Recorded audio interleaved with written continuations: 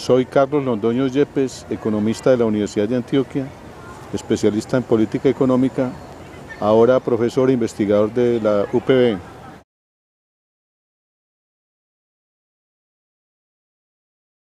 Las importaciones de Colombia están compuestas, en primer lugar, por bienes intermedios, es decir, por materias primas, en un 47% más o menos del total. En segundo lugar, por las importaciones de bienes de capital, es decir, maquinaria y equipos principalmente, que aportan más o menos el 37% de las importaciones colombianas. Y por último, las importaciones de bienes de consumo, tanto bienes de consumo corriente como bienes de consumo durable, que aportan el 20% de las importaciones colombianas.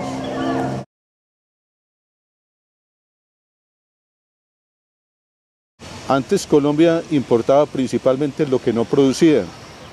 Hoy importa cosas que también produce y que compiten con los productos nacionales, sobre todo en lo que tiene que ver con productos manufacturados y con productos agrícolas. Pero en general importa principalmente materias primas derivados del petróleo, importa maquinaria y equipo, e importa bienes de consumo corrientes y durables. Es muy importante la importación en los últimos años de bienes de consumo durables, sobre todo vehículos, neveras, en general electrodomésticos, y esto tiene que ver fundamentalmente con que los precios internacionales están bajos y se cuenta internamente con crédito abundante y con tasas de interés bajas.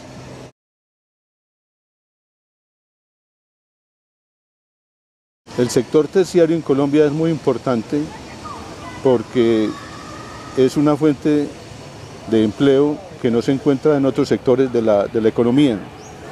Sin embargo, cuando se mira la participación del sector servicios dentro del PIB en Colombia con respecto a países de nivel de desarrollo similar al colombiano, podemos deducir que Colombia tiene hipertrofia del sector terciario, es decir, tiene un sector terciario más alto de lo que debiera tener. La pregunta es ¿por qué?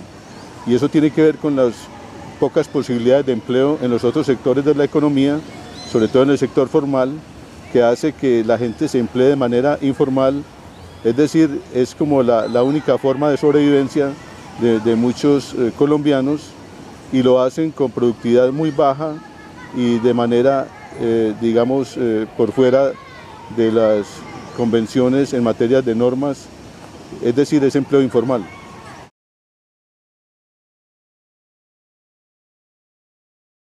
Colombia importa, sobre todo desde la segunda mitad del siglo XIX, cuando se configuró en Colombia el modelo primario exportador.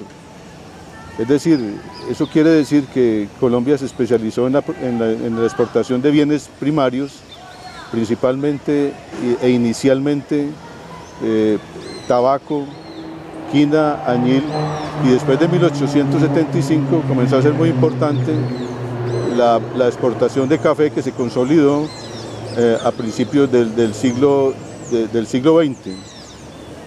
Posteriormente fueron muy importantes las importaciones de bienes de consumo corriente, y en la medida en que se fue industrializando el país, sustituyendo lo que antes importaba, pues fue demandando materias primas y bienes de capital, sobre todo porque no pasó a una etapa superior en la producción de esos bienes, y hoy estamos importando exactamente bienes intermedios y bienes de capital que no producimos.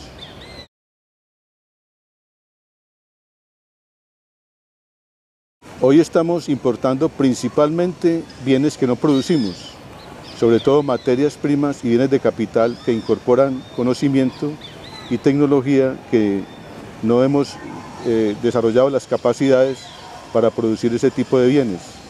Pero sobre todo desde principios de los 90, con la apertura de la economía, venimos importando también una parte importante de bienes que producimos internamente, incluyendo alimentos.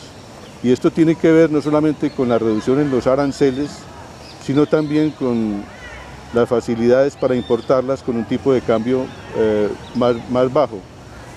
Cuando los precios internacionales son superiores a los precios internos, pues consumimos productos elaborados internamente, pero cuando nuestros precios son superiores a los precios internacionales, importamos esos bienes, así los estemos produciendo dentro del país.